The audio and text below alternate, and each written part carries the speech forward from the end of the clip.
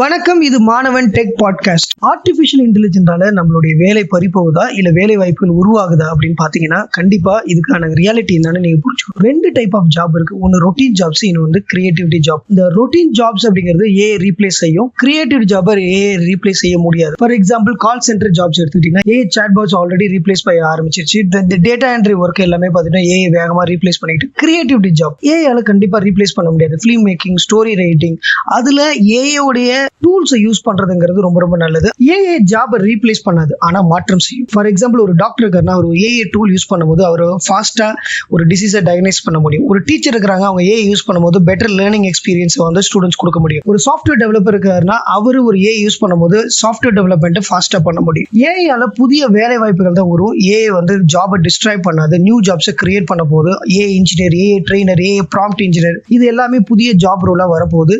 AI handle பண்ண தெரிஞ்சிருந்தா job secure. AI என்னதான் பெரிய ஆட்டோமேஷன் வேலையெல்லாம் செஞ்சாலும் அதை மேனேஜ் பண்றது கண்டிப்பா ஹியூமன் தேவை. நாம நம்மள அப்கிரேட் பண்ணிக்கும் போது கண்டிப்பா எந்த ஒரு ஏஐயாலையும் நம்மளுடைய வேலை வாய்ப்பும் சரி, நம்மளுடைய கிரியேட்டிவிட்டி சரி, அதனால ரீப்ளேஸ் பண்ணவே முடியாது. இந்த மாதிரி ஏஐ இன்ஃபர்மேஷன்லாம் நீங்க மேலும் தெரிஞ்சுக்கிறதுக்கு ஃபாலோ பண்ணுங்க, ஷேர் பண்ணுங்க, சப்ஸ்கிரைப் பண்ணுங்க.